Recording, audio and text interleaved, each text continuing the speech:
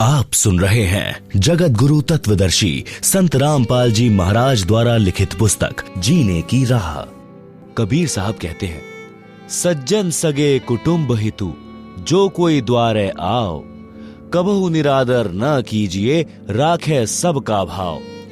भावार्थ, भद्र पुरुषों, सगे यानी रिश्तेदारों, कुटुंब यानी परिवार जनों तथा हितु यानी आपके हितैषियों का आपके द्वार पर आना हो तो कभी अनादर नहीं करना चाहिए, सबका भाव रखना चाहिए। कबीर साहब कहते हैं, कोड़ी कोड़ी जोड़कर कीने लाख करोड़, पैसा एक न संग चले केते दाम बटोर। भावार्थ, दान धन पर पैसा खर्च किया नहीं, लाखों करोड़ों रुपए जमा कर लिए, संसार छोड़कर जाते समय एक पैसा भी साथ नहीं चलेगा, चाहे कितना ही धन संग्रह कर लो।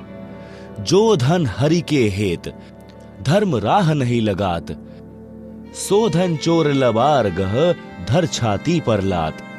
भावार्थ, जो धन परमात्मा के निमित्त खर्च नहीं होता, कभी धर्म कर्म में नहीं लगता, उसके धन को डाकू, चोर, लुटेरे छाती ऊपर लात धरकर यानी डरा धमकाकर छीन ले जाते हैं। सत का सौदा जो करे, दंभ छल छिद्र त्यागे, अपने भाग का धन लहे पर धन विष सम लागे।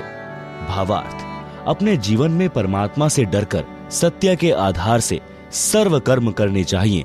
जो अपने भाग्य में धन लिखा है उसी में संतोष करना चाहिए, पर धन को विष के समान समझें। भूखा जहीं घर ते फिरे, ताको लागे पाप, भूखो भोजन जो देत हैं कटे कोटि संताप। भावार्थ, जिस घर से कोई भूखा लौट जाता है उसको पाप लगता है, भूखों को भोजन देने वालों के करोड़ों विघ्न टल जाते हैं। प्रथम संत को जिमाइए, पीछे भोजन भोग, ऐसे पाप को टालिए कटे नित्य का रोग। भावार्थ, यदि आपके घर पर कोई संत यानी भक्त आ जाए तो पहले उसको भोजन कराना चाहिए, पीछे आप भोजन खाना चाहिए। इस प्रकार अपने सिर पर नित्य आने वाले पाप के कारण कष्ट को टालना चाहिए। धर्म बोध पृष्ठ 180 का सारांश। कबीर साहब कहते हैं, यद्यपि उत्तम कर्म करी रहे रहित अभिमान, साधु दे की सिर नावते करते आदर मान। भावार्थ, अभिमान त्याग कर श्रेष्ठ कर्म करने चाहिए। संत भक्त को आता देखकर शीश झुकाकर प्रणाम तथा सम्मान करना चाहिए।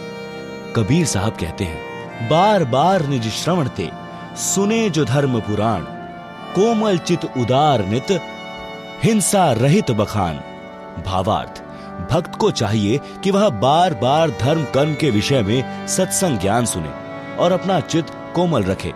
अहिंसा परम धर्म है, ऐसे अहिंसा संबंधी प्रवचन सुनने चाहिए। कबीर साहब कहते हैं, न्याय धर्म युक्त कर्म सब करें, न करना कबहू अन्याय, जो अन्यायी पुरुष हैं बंधे यमपुर जाए।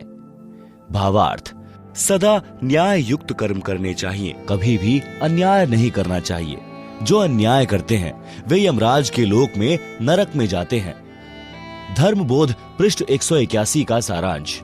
कबीर साहब कहते हैं, गृह कारण में पाप बहु नित लागे सुन लोए, ताहिते दान अवश्य है दूर ताहिते होए।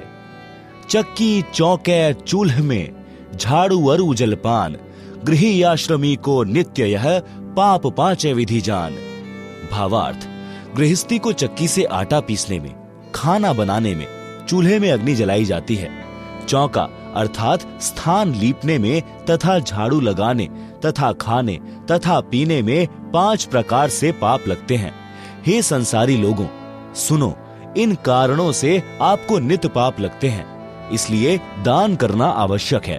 ये पाप दान करने से ही नाश होंगे। कबीर साहब कहते हैं, कछु कटे सत्संगते, कछु नाम के जाप, कुछ संत के दर्शते, कछु दान प्रताप। भावार्थ, भक्त के पाप कई धार्मिक क्रियाओं से समाप्त होते हैं। कुछ सत्संग वचन सुनने से ज्ञान यज्ञ के कारण, कुछ नाम के जाप से, कुछ संत के दर्शन करने से तथा कुछ दान के प्रभाव से समाप्त होते हैं। जैसे वस्त्र पहनते हैं, मिट्टी धूल लगने से मैले होते हैं, उनको पानी साबुन से धोया जाता है, इसी प्रकार नित्य कार्य में पाप लगना स्वाभाविक है। इसी प्रकार वस्त्र की तरह सत्संग वचन, नाम स्मरण, दान व संत दर्शन रूपी साबुन पानी से नित्य धोने से आत्मा निर्मल रहती है, भक्ति में मन लगा रहता है। कबीर साहब कहते हैं, जो धन पाए न धर्म करत, ना ही सद्व्यवहार, सो प्रभु के चोर हैं, फिरते मारो मार। भावार्थ, जो धन परमात्मा ने मानव को दिया है, उसमें से जो दान नहीं करते और ना अच्छा आचरण करते हैं, वे परमात्मा के चोर हैं, जो माया जोड़ने की धुन में मारे मारे फिरते हैं। संत गरीबदास जी ने भी कहा है कि जिन हर की चोरी करी और गए राम गुण भूल, ते विधना बागुल किए रहे ऊर्ध मुख झूल। यही प्रमाण गीता अध्याय 3 श्लोक 10 से 13 में कहा है कि जो धर्म कर्म नहीं करते, जो परमात्मा द्वारा दिए धन से दान आदि धर्म कार्य नहीं करते, वे तो चोर हैं। वे तो अपना शरीर पोषण के लिए ही अन्न पकाते हैं, धर्म में नहीं लगाते, वे तो पाप ही खाते हैं।